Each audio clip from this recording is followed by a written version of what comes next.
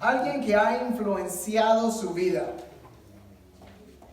Podrá ser sus padres quizás, su madre, su padre, algún escritor, algún actor, el Chapulín Colorado, yo no sé, ¿verdad? A los niños, quizás le pregunta a los niños, ellos le van a decir algún personaje de la televisión. Pokémon. Muy bien, pero hay gente a través de la historia que ha sido influencial en la historia del mundo. Y hay un libro por el autor Mark Shapiro, Mark Shapiro, ha escrito un libro donde él menciona los 100 personas judías, los 100 judíos más influenciales en la historia del mundo. No necesariamente comparto la lista que él ha provisto, porque ha dicho, número 1, Moisés, como el hombre más influencial del pueblo judío. Número 2, Jesús. Número 3, Albert Einstein. Número 4, Sigmund Freud. No sé quién es. Freud, sí. Número 5, Abraham. Número 6, Saulo de Tarso. Número 7, Karl Marx. Número 8, Theodore Herzl. Y número 9, María. Hasta ahí voy a llegar.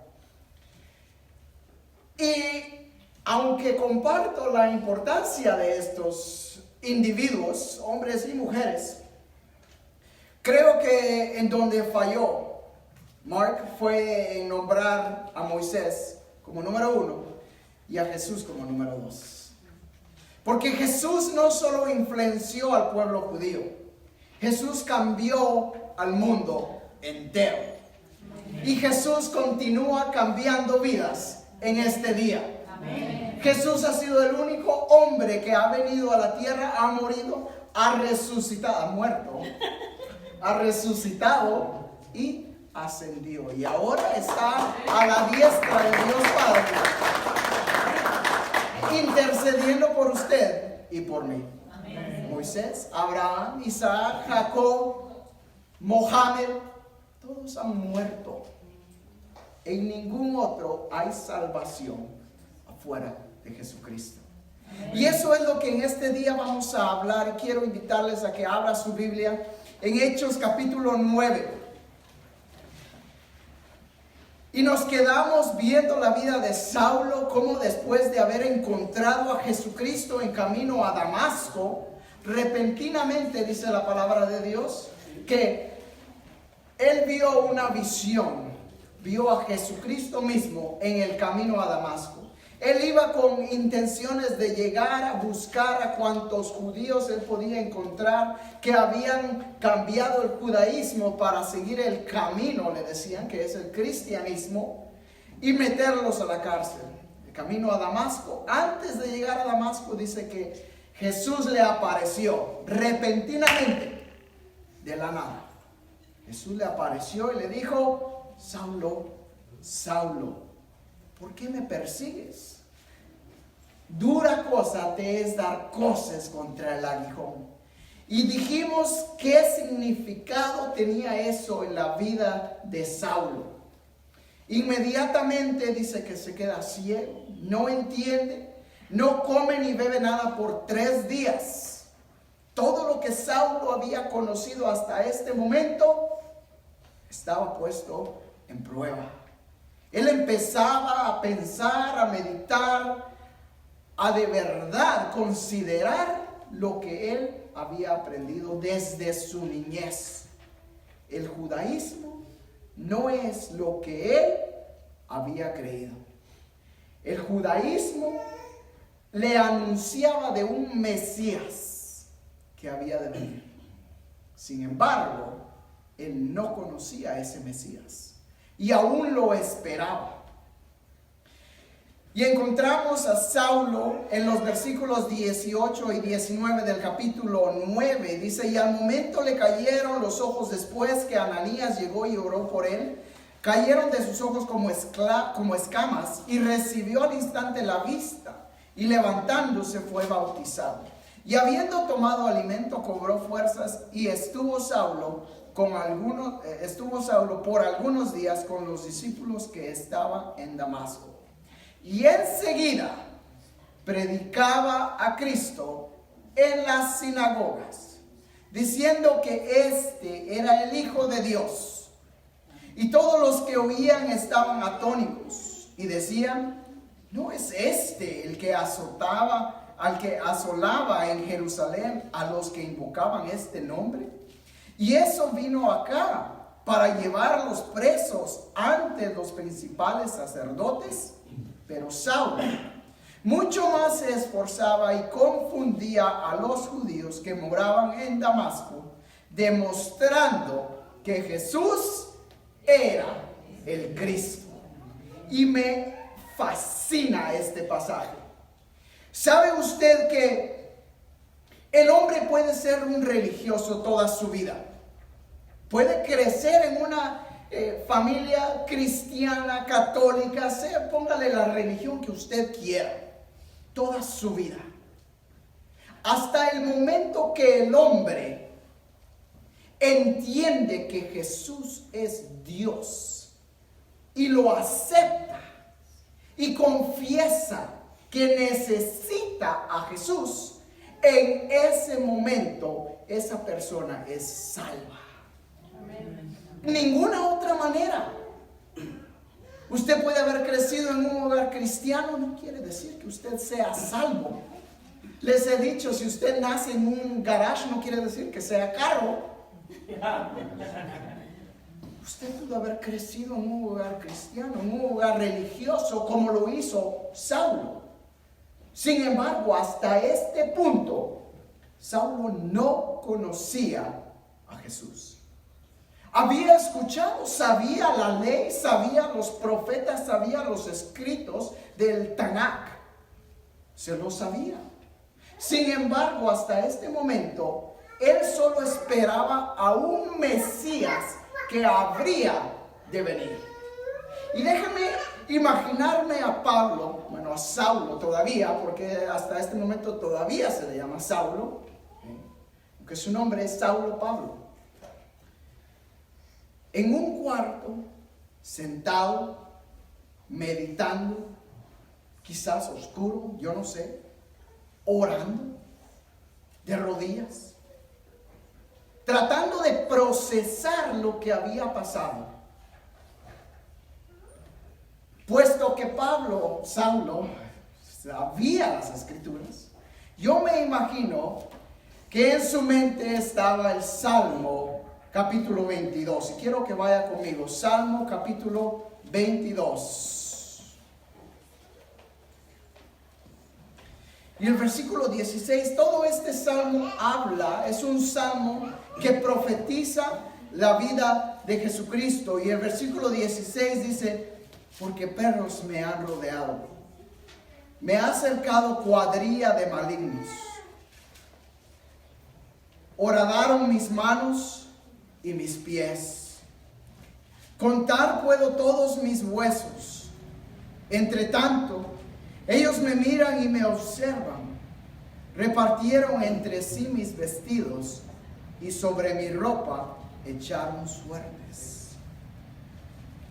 Y luego tuvo que haber meditado en el capítulo 53 de Isaías. También quiero que vaya conmigo. Capítulo 53 de Isaías. Dice el versículo 1: ¿quién ha creído nuestro anuncio? ¿Y sobre quién se ha manifestado el brazo de Jehová? Subirá cual denuedo delante de él, y como raíz de tierra seca, no hay parecer en él, ni hermosura. Le veremos, mas sin atractivo para que le deseemos. Despreciado y desechado entre los hombres, varón de dolores, experimentado en quebranto. Y como que escondimos de él el rostro, fue menospreciado y no le estimamos. Ciertamente llevó él nuestras enfermedades y sufrió nuestros dolores, y nosotros le tuvimos como azotados, por heridos de Dios y abatido. Mas Él herido fue por nuestras rebeliones, molido por nuestros pecados. El castigo de nuestra paz fue sobre Él, y por su llaga fuimos nosotros curados. Todos nosotros nos descarriamos como ovejas, cada cual se apartó por su camino, mas Jehová cargó en Él el pecado de todos nosotros. Y yo puedo imaginarme a Saulo meditando en estos capítulos. Y por primera vez, los ojos de Saulo son abiertos. Y él ve claramente que esta escritura habla más, nada más y nada menos de Jesucristo. El mismo que le acaba de aparecer.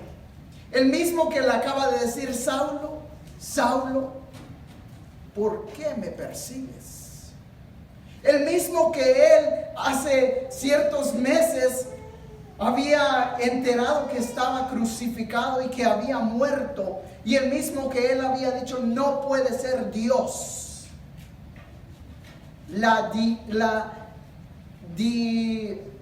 ¿Cómo se dice? Deity, la deidad de Cristo, por primera vez es relevante en la vida de Saulo.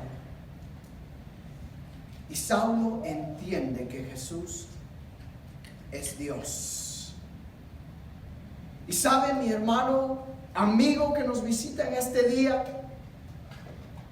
no es hasta que nosotros entendamos que Jesús es Dios, es que vamos a poder entender su poder transformador, que solo Jesús puede cambiar su vida, que solo Jesús puede salvarle, y solo Jesús puede salvar su matrimonio, puede salvar su familia, puede obrar en sus hijos, en sus hijas. No importa cuál sea la situación, solo Jesús lo puede hacer. Amén.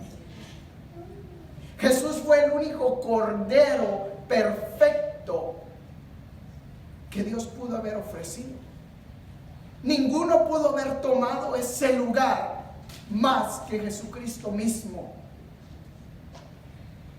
Y en el capítulo 16 de Mateo encontramos a otro personaje. Jesús les preguntaba a sus discípulos: ¿quién dice la gente que soy yo? Y sus discípulos le dijeron: algunos dicen que eres Elías, otros que eres un profeta. Y Jesús les dijo: ¿y quién dicen ustedes que soy yo? Y Pedro le dijo: tú eres el Cristo, el Hijo de Dios viviente. Amén. Mis hermanos, ¿quién dice usted que es Cristo en este día? ¿Quién es Cristo? El Hijo de Dios viviente, el Mesías, el ungido de Dios. Ese es Cristo. Y Saulo entraba a las sinagogas y discutía con los judíos, demostrando que Jesús era el Cristo. Completamente lo opuesto de lo que él había querido hacer. Había querido llegar a enseñarles que Cristo no era el Dios. Y ahora está predicando que Cristo es Dios. Y Cristo es el Mesías.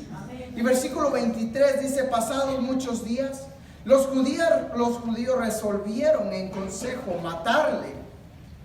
Pero sus acechanzas llegaron a conocimiento de Saulo, y ellos guardaban las puertas de día y de noche para matarle. Entonces los discípulos, tomándole de noche, le bajaron por el muro, descolgándole en una canasta. Y quiero hacer una pausa rápido. El versículo 23 dice que pasaron muchos días. Y creemos que este periodo es el periodo que él menciona en Gálatas capítulo 1, versículo 17. Gálatas 1:17. Si quiere ir, vaya conmigo, si no yo se lo leo. Déjenme que me encuentre primero. Gálatas 1:17 dice: ni subí a Jerusalén a los que eran apóstoles antes que yo, sino que fui a Arabia y volví de nuevo a Damasco. Después, pasados 3 años, subí a Jerusalén para ver a Pedro. Y creemos que los días que está hablando aquí Lucas son esos 3 años. 3 años pasaron y Saulo seguía defendiendo a Jesucristo en las iglesias de Damasco. Y empezaba a confundir a todos los judíos, tanto que decidieron matarlo. ¿Se ha dado cuenta usted que eso era lo que estos hombres hacían? Una vez se levantaba un maestro que empezaba a enseñar en cuanto a Jesucristo, la solución para ellos era matarlo. Lo hicieron con Cristo, lo trataron de hacer con los discípulos, lo llevaban a la cárcel, los azotaban, ¿cómo se dice? Se me fue la palabra, les amenazaban diciendo que no predicaran más en ese nombre, en el nombre de Jesús. Sin embargo, Pablo es bajado, dice, por el muro de noche, y el versículo 26, cuando llegó a Jerusalén, trataba de juntarse con los discípulos, pero todos le tenían miedo, no creyendo que fuese discípulo. Entonces Bernabé, ¿se acuerda quién era Bernabé? Lo encontramos en el capítulo 4, dice que su nombre era José, pero los discípulos le habían puesto sobrenombre Bernabé, que era un hombre, dice que tenía un don que era de repartir, daba todo lo que tenía. Tomándole, lo trajeron a los apóstoles y les contó sobre Saulo. Había visto en el camino al Señor, el cual le había hablado, y cómo en Damasco había hablado valerosamente en el nombre de Jesús, y estaba con ellos en Jerusalén, y entraba y salía, y hablaba denodadamente en el nombre del Señor, y disputaba con los griegos, pero estos procuraban matarlo.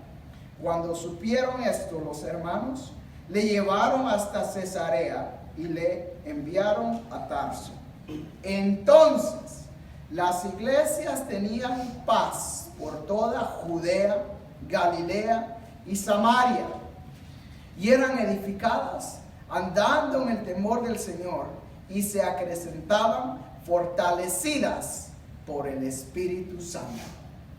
El poder del Espíritu Santo continuaba trabajando en la iglesia.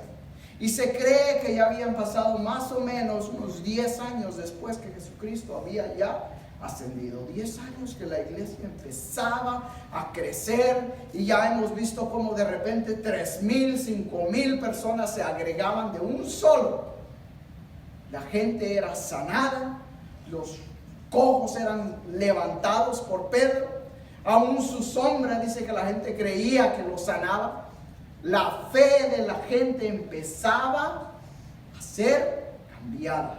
La gente empezaba a ser transformada por el Espíritu Santo. Pero es importante, mis hermanos, que nos demos cuenta que es el poder del Espíritu Santo que estaba obrando en la iglesia. Yo les he dicho que Dios está haciendo grandes cosas aquí en este lugar. Y creo que es el poder del Espíritu Santo obrando en cada uno de sus vidas. No soy yo ni es usted, es el Espíritu Santo cuando viene y empieza a trabajar en la obra de Dios, que la gente empieza a darse cuenta y a decir: aquí de verdad se predica la palabra de Dios. Es el Espíritu Santo quien convence a las personas, y es el Espíritu Santo que sostiene la obra. Ahora pasamos a Pedro, y parece que de repente no hay ni siquiera una transición. Estamos hablando de Saulo y de repente regresamos otra vez a Pedro. ¿Quién era Pedro? El líder de la iglesia en Jerusalén. Versículo 32. Aconteció que Pedro, visitando a todos, Vino también a los santos que habitaban en Lidia, y halló ahí a uno que se llamaba Eneas, que hacía 8 años que estaba en cama, pues era paralítico. Y le dijo Pedro: Eneas, Jesús te sana, levántate y haz tu cama. Y enseguida se levantó. Y le vieron todos los que habitaban en Lidia y en Sarón, los cuales se convirtieron al Señor. Vamos a detenernos aquí. En primer lugar, hay varias aplicaciones que me llaman la atención. Pedro, después de tantos años, ¿qué dice que estaba haciendo? Visitando a todos. Pedro visitando a todos. Y mis hermanos, la visita en la iglesia, hay muchos que no la comparten.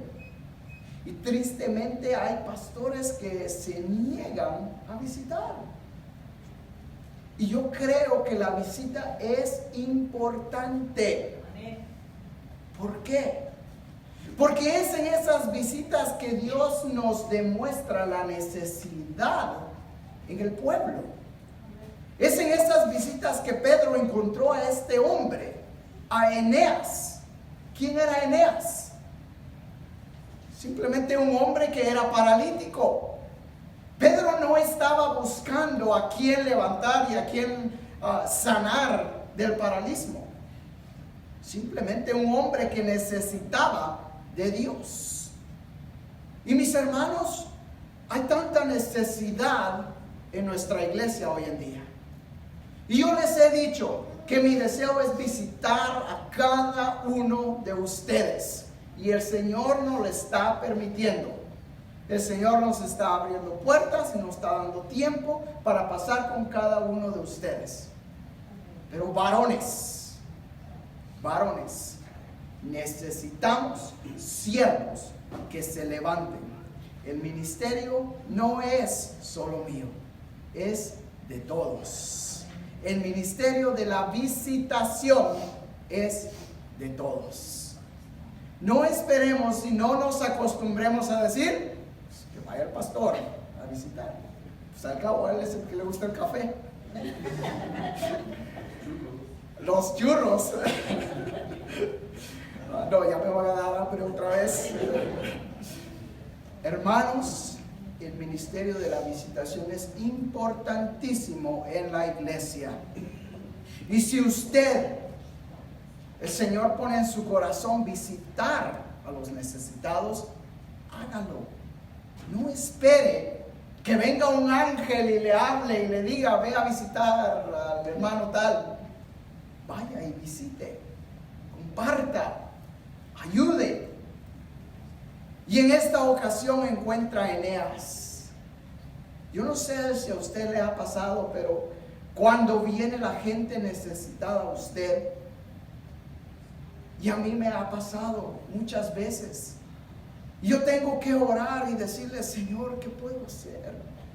Yo no puedo hacer esto.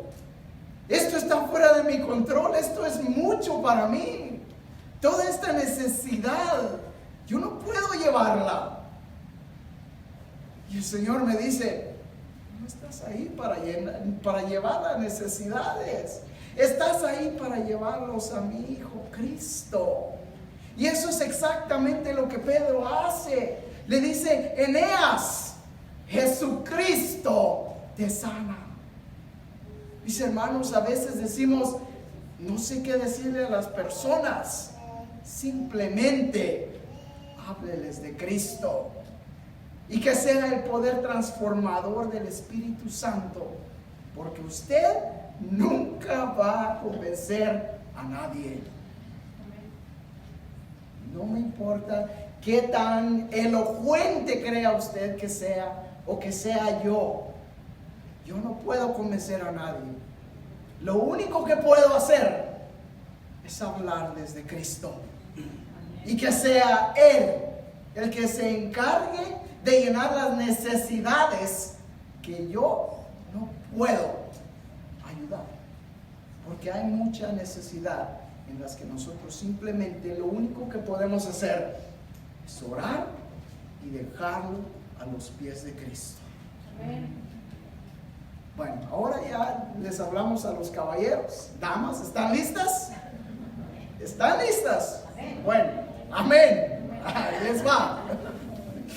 Versículo 36. Había entonces en Jope una discípula llamada Tabita, que traducido quiere decir Dorcas. Esta abundaba en buenas obras y en limosnas que hacía. Y aconteció que en aquellos días enfermó y murió. Después de lavada la pusieron en una sala, y como Lidia estaba cerca de Jope, los discípulos, oyendo que Pedro estaba ahí, le enviaron 2 hombres a rogarle: no tardes en venir a nosotros. Levantándose entonces Pedro, fue con ellos, y cuando llegó, le llevaron a la sala, donde le rodeaban todas las viudas, llorando y mostrando las túnicas y los vestidos que Dorcas hacía cuando estaba con ellas. ¿Cómo le he orado al Señor por una Dorcas?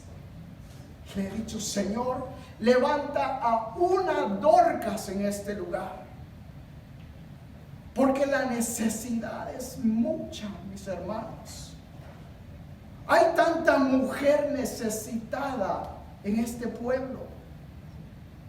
Y le he dicho: Señor, levanta una Dorcas que trabaje con las mujeres, que sirva con las mujeres.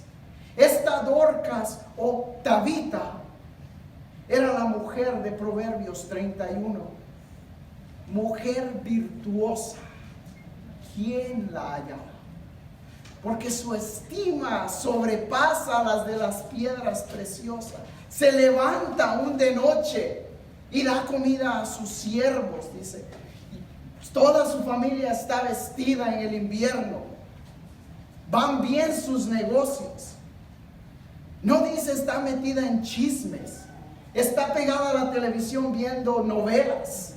Está en la casa haragana. No, está sirviendo, ayudando, exhortando, orando, trabajando. Y dice que aquí Dorcas era amada por todas las mujeres, y todas las viudas lloraban cuando Dorcas murió.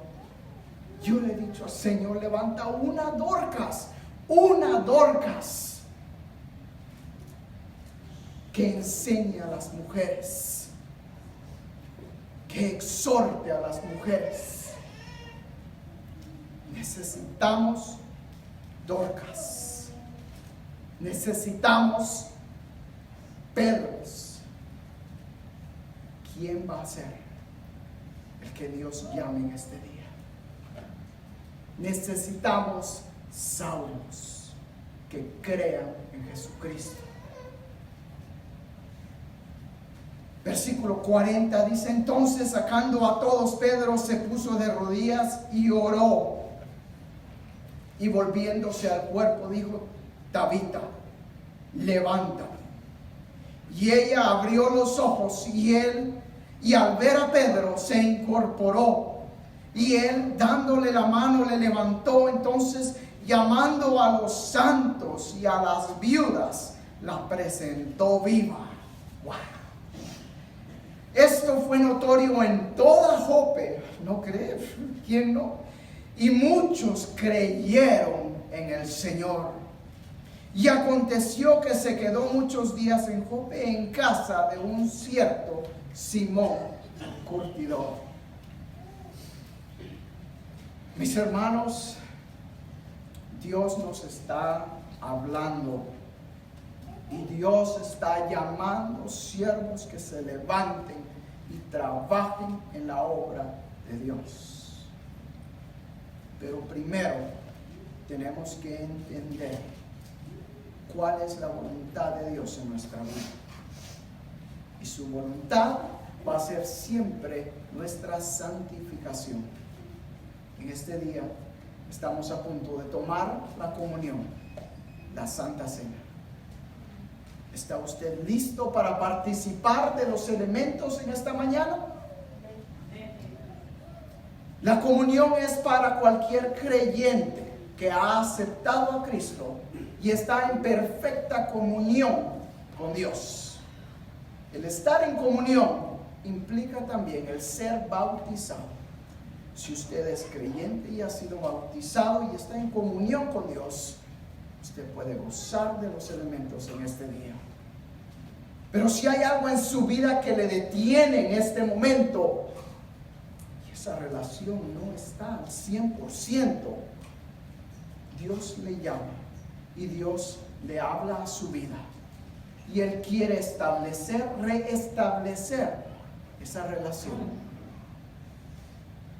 Les voy a invitar a que incline su rostro. Señor, gracias porque Tú eres un Dios vivo, un Dios que vive y permanece para siempre.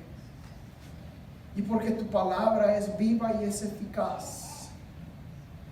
Y mi Dios, Tú nos hablas y Tú nos dices que quieres más Saulos que crean en Tu Hijo Jesucristo. Quieres a más Pedros que visitemos, que trabajemos, que levantemos al caído. Quieres a más Dorcas. Mi Dios, Tú conoces mi corazón, Padre. Tú sabes, Señor, mi deseo. Tú me conoces todo. Y en este día yo te pido, Padre, que Tú levantes siervos, que Tú levantes siervas, para que juntos, Señor, trabajemos en Tu obra. Y que llenemos este pueblo de Yucca Valley con Tu evangelio. Que llenemos este lugar, Padre, de siervos, de siervas que Te temen, que Te amen, que Te sirvan. Padre, queremos disfrutar este momento en comunión contigo.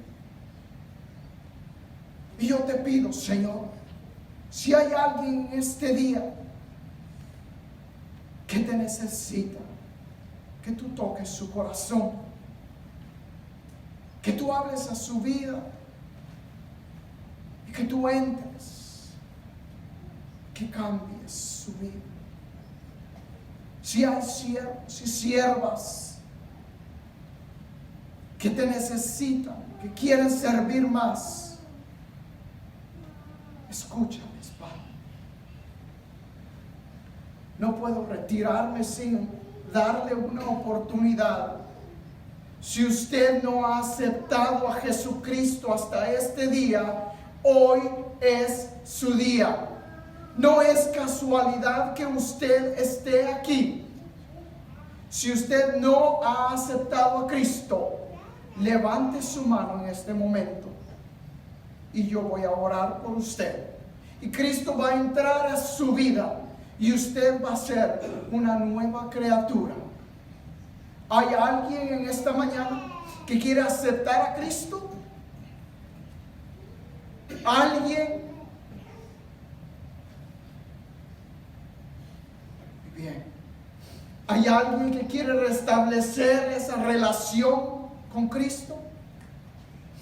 ¿Que quiere gozar de los elementos en este momento? Muy bien. Les voy a pedir que nos pongamos en pie. Señor, gracias, Padre, porque Tu palabra nunca regresa vacía. Y los frutos que aquí se están sembrando, quizás nunca los veremos.